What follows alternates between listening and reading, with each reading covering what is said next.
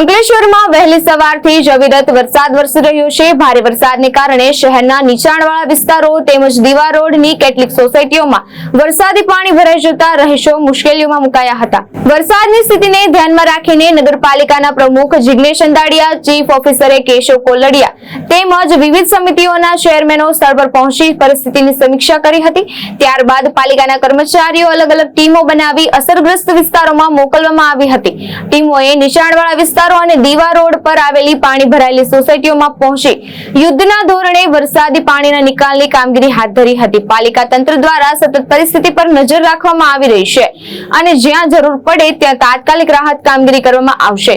અંકલેશ્વર શહેર વિસ્તારમાં છેલ્લા 4 કલાકમાં 100 મિલીમીટર જેટલો વરસાદ પડેલો છે।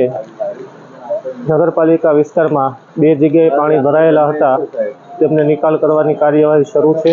અત્યારે અંકલેશ્વર નગરપાલિકાની 4 ટીમો કાર્યરત છે।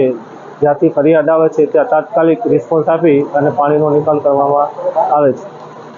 ધર્મેશ રાણા, દ્રષ્ટિકોણ ન્યૂઝ, અંકલેશ્વર।